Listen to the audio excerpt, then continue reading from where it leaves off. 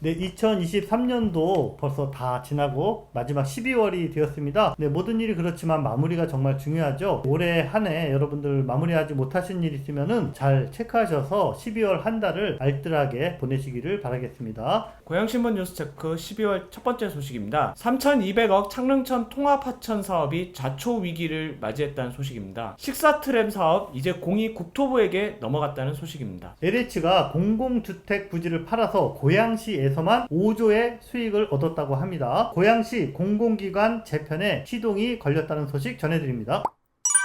3,200억 환경부의 통합하천 사업에 창릉천이 선정됐다. 많은 주민들이 그 사업이 과연 어떻게 진행될 것인지 기대감이 정말 높았었는데요. 조금 놀라운 소식이 전해졌습니다. 이 사업이 이게 계획대로 진행되지 않고 자칫하면 무산되는 것 아니냐, 네, 이런 위기감이 좀 지금 감돌고 있습니다. 환경부가 추진하는 창릉천 사업을 포함하는 지역 맞춤형 통합하천 사업 전반에 대해서 기재부가 예산을 반려했다고 합니다. 어떤 내용이죠? 지역 맞춤형 통합하천 사업 이름을 붙은 전반에 대해서 예산 편성이 불가능하다 통보를 했다고 합니다. 이유는 이제 사업 규모가 지자체에 방대하고 목적이 불분명하다 이런 게 주요 사유였다고 하는데요. 국비 지원 축소가 어느 정도 기정사실화 됐기 때문에 당초 사업 계획에 대한 축소 변경이 지금 불가피해질 그런 상황입니다. 현수막 사진 곳곳에서 게시되어 있었던 걸 저희가 볼 수 있었는데, 저희가 봤던 통합하천 사업이라는 이 사업명 자체를 기재부에서는 지금 거부를 한 거예요. 자, 그러면은 과연 내년에 창릉천만 딱 국비 사업이 얼마 정도 지금 예산이 계획이 잡힌 거죠? 내년 예산안에 잡힌 사업이 국가하천과 지방하천이 만나는 구간, 이걸 배수 영향 구간이라고 하더라고요. 참고로 말씀드리면 하천법 개정에 따라 가지고 기존에는 이제 국비로 관리하는 거는 이제 국가하천만 해당하는 거였는데, 그 중에 이제 지방하천이랑 만나지 않겠습니까? 그 일부 구간에 대해서는 국가가 책임지고 관리하도록 이제 하천법 개정이 이루어졌어요. 그걸 배수 영향 구간이라 부르는데, 거기에 대한 치수 사업으로 총 47억 원, 20개 구역에 대해서 이걸 책정을 했더라고요. 네, 이중 고양시 같은 경우는 행주 나루터부터 창릉 신도시까지 구간이라고 하더라고요. 약 4.5km 정도 되는 구간이라고 하는데, 여기 정비 사업으로 12억 원이 책정됐다고 합니다. 당초에 창릉천 통합하천 사업으로 홍보됐던 국비 예산이 1,148억 원이었어요. 이 중에 1%만 지금 반영이 된 상황인 거죠. 자, 그러면은 12억 원 빼고 나머지 사업들은 다 날아가는 건가요? 배수 영향 구간, 그러니까 국가청과 연결되는 국가가 책임지겠다고 하는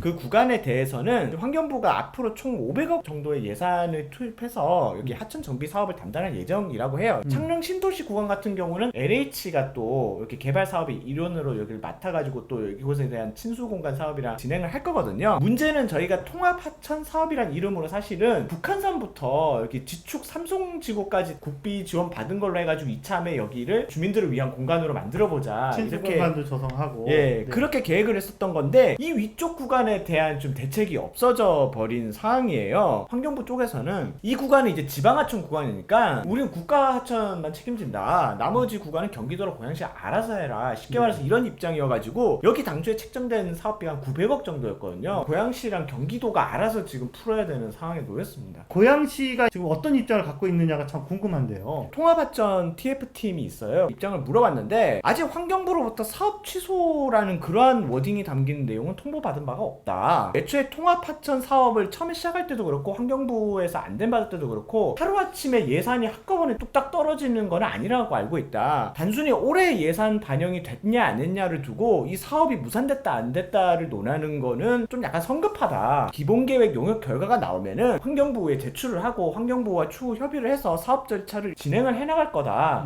이렇게 얘기를 하는데 돈 줄 쪽은 지금 생각도 안 하고 있는 상황이거든요. 근데 고양시는 돈 줄 거를 전제로 해서 용역을 지금 진행을 하고 있는 거예요. 그렇죠. 내년까지. 그런 상황이다 보니까 혼자서 김칫국 마시는 거 아닌가 싶은 걱정도 들기도 하고, 고양시 혼자 계획 세운다고 될 일이 아닌데, 자칫하면 이게 사실 통합하천 사업에 대한 밑그림을 거의 지금 사실상 새로 그려야 되는 상황이거든요. 지축이나 삼성 이쪽은 이미 주민들이 다 입주해 있고, 원흥도 마찬가지고요. 그 위쪽이 특히 해법이 없고 이래서 실망감과 허탈감이 정말 클 것 같네요. 먼저 환경부 입장을 말씀드리면은, 들어봅시다. 우리는 공모 사업이라고 한 적이 없다. 이거는 수요 조사를 했을 뿐이고, 이거를 고양시에도 수없이 공문을 통해서 강조를 했는데 했는데 지역에서 설레발을 이렇게 쳐놓고 이제 와가지고 우리한테 책임지라는 거냐 이런 식으로 답변을 하더라고요. 지금 와서 이렇게 얘기하는 거 보면 좀 책임의 필성이 있지 예. 않나, 난 그런 느낌도 가질 수밖에 좀 없는 상황이에요. 물론 고양시는 더 큰 책임이 있는 거죠. 최대 성과 중에 하나로 창릉천 통합하천 사업 선정을 꼽았거든요. 적극적으로 본인이 나서가지고 환경부도 만나고 필요하다면 기재부까지도 좀 만나는 움직임들이 있어야 되는데 실제로서는 그런 부분들이 보이지 않거든요. 그리고 심지어 지금 이런 상황인데도 다들 이거 쉬쉬하고 있는 상황이고, 지금 상황을 정확히 인정하고 플랜 B를 가동해야 된다 뭐 이런 목소리도 나온다면서요. 이쪽 분야 전문가인 저 장석한 대진대 건설환경공학부 교수님의 말씀인데요. 창릉천 통합하천 사업이 되게 중요하다. 왜냐하면 단순히 그냥 하천 정비 사업 이 수준을 넘어서 덕양구민들이 어떻게 보면 자존심을 만들 수 있는 중요한 프로젝트인데 이게 만약 무산되면은 반발이 어마어마하게 클 수밖에 없다. 발빠르게 후속 대책을 마련해야 된다. 두 가지 정도로 얘기했는데, 우선 국비 사업으로 받을 수 있는 부분들을 지금 현재 상황 인정하고 그 안에서 최대한 받을 수 있는 건 받아야 된다. 그리고 원래 여기 매칭하려고 했던 시도비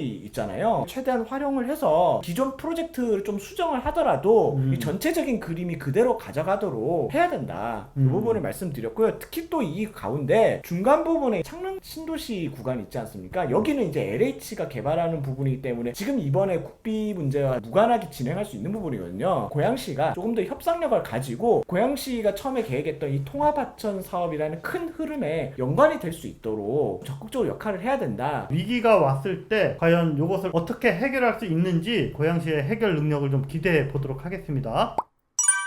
식사역과 고양시청 대곡역을 잇는 식사트램, 경기도와 국토부 간의 사전 협의 대상인 15개 경기도 도시철도망에 포함됐다라는 네네. 소식인데요. 공이 경기도에서 국토부로 넘어갔다, 이렇게 정리할 수 있을 것 같습니다. 앞으로는 어떤 절차가 예상이 되나요? 경기도는 식사트램을 포함해서 15개 도시철도망 사업들 있잖아요. 이거는 이제 국토부의 의견을 이제 넣는 거예요. 공청회와 도의회 보고를 거쳐서 본 계획안을 확정하고 국토부에 승인 신청을 하게 됩니다. 사전 협의를 먼저 거친 다음에 이제 최종적으로 이제 승인 신청을 하게 되는 거죠. 국토부는 승인 신청 들어오면은 15개 개별 노선 사업에 대해 가지고 각각 심사를 한 뒤에 승인을 하게 되면은 2차 경기도 도시 철도망 구축 계획 2035년까지의 그 계획안에 반영이 되는 거예요. 그러면 이제 사업 추진이 가능해진 거죠. 홍정민 의원이 사실은 이 보도자료를 내면서 이제 일정을 조금 더 구체적으로 설명을 했는데, 보도자료를 내면서 이제 이야기하고 싶었던 거는 어떤 거라고 생각이 되세요? 이 건 같은 경우는 좀 약간 특이한 게, 먼저 사업 예산에 대한 논의가 끝났어요. 근데 왜 지금까지 안 됐냐 그러면은 국토부랑 지금 협상이 원활하게 안 된 상황이거든요. 경기도는 용역을 끝마쳤고 이제 국토부에 공을 넘긴 거 아닙니까? 빨리 승인을 해달라 라는 좀 약간 압박용 내지는 그러한 것을 좀 알리기 위한 차원에서 이 보도자료를 내지 않았나 싶고요. 네. 실제로 홍정민 의원이 이 보도자료에서 얘기했던 부분이, 식사트램 노선은 지난 2020년 12월 국토부가 발표한 광역교통 개선 대책에 포함된 노선이다. 쉽게 말해서 국토부 너네가 이미 승인했던 여기까지 온 거 아니냐. 네. 네. 그렇기 때문에 지금 와가지고 국토부 단계에서 이걸 막 축소하거나 반려하면은 스스로 자기 계획을 부정하는 꼴이 된다. 전 정부에서 했다고, 그리고 민주당 국회의원이 주도한 사업이라고 그렇게 국토부에서 이렇게 승인 안 해주거나 그러면 안 된다. 그 얘기를 좀 강조하는 게 아닌가.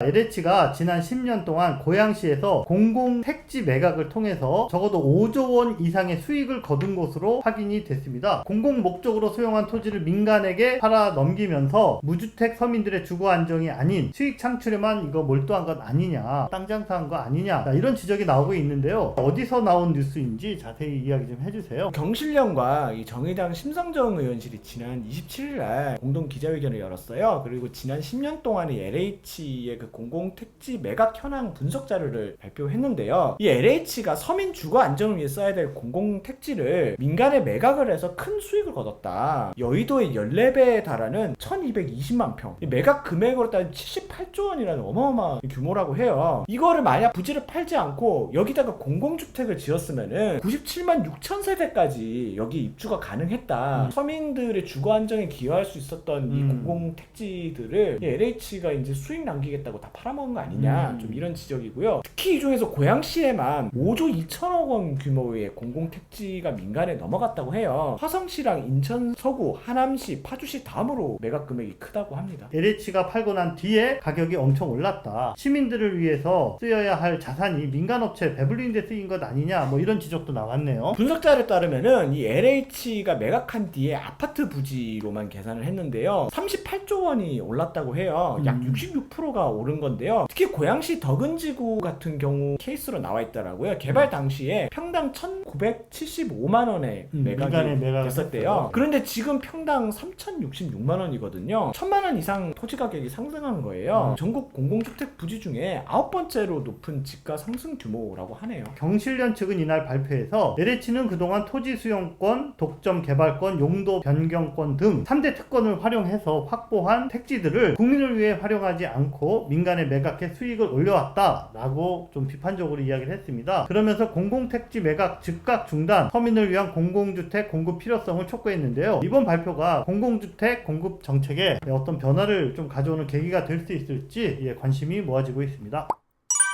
고양시가 공공기관의 조직을 진단하고 그리고 경영을 혁신하기 위한 용역을 진행을 해서 지난주에 최종 보고회를 열었다고 하더라고요. 고양시에 여러 산하기관들이 있는데 조직과 인력을 효율적으로 조정하기 위한 기초 연구를 진행했다고 볼 수 있을 것 같은데요. 결과가 좀 약간 흥미로웠다고 하죠. 눈에 띄는 거 몇 가지만 나머지는 기사에서 좀 하나하나 자세히 다뤄드렸으니까요. 고양국제 꼭 박람회 고양문화재단 또는 고양 컨벤션 뷰로로 좀 통폐합하면 어떠냐 이런 제안이 나왔어요. 파격적인 제안이네 이런 생각이 들었고요. 그 다음에 이제 문화재단은 조직을 좀 간소화해야 한다. 구조조정 좀 하란 얘기거든요. 그래서 이것도 눈에 띄고 그 다음에 고양시 청소년재단 측에도 구체적으로 정원 감축, 수련시설 편입 등 조직 축소를 제안했다. 이런 점들이 눈에 띕니다. 고양시는 이번 최종 보고에 나온 의견을 수렴해서 연내 공공기관별 경영 혁신안을 확정을 하고 그리고 기관별로 이제 구체적인 계획을 좀 수립을 해서 혁신의 속도를 낼 계획이라고 이제 밝혔는데요. 아무래도 이제 용역 결과 이렇게 나왔으니까 큰 틀에서 이 내용을 토대로 좀 움직이지 않을까 싶은데 우려되는 지점도 사실 있습니다. 국제 꽃박람회 조직위 같은 경우는 거의 20년 넘게 사실 운영이 됐던 부분인 건데 독자적으로 갑자기 이렇게 좀 통폐합 얘기 나오는 것들이 좀 큰 파장이 있지 않을까. 청소년 재단 같은 경우도 재단 이사장 공백 사태나 이런 것들을 겪어왔었잖아요. 일하지 못할 환경을 만들어 놓고 또 이제 정원 감축을 이야기하는 게 과연 구성원들이 또 어떻게 받아들일지 이런 것들도 좀 여러모로 우려되는 부분이 많이 맞습니다. 문화재단 같은 경우도 조직이나 예산이 사실은 그대로 묶여있는 채로 오랜 시간이 지났거든요. 그래서 문화예술계 관계자들 얘기로는 출발할 때는 고양문화재단이랑 성남문화재단이 동일했고 고양문화재단이 더 인기가 좋았대요. 그랬는데 지금은 그 위상 자체가 규모도 그렇고 한 절반밖에 안 돼서 지금보다 더 확장해야 된다라고 하는데 이번 용역에서는 조직을 간소화해야 된다. 자, 이런 제안이 나와서 이게 어떻게 받아들여질지 좀 궁금합니다.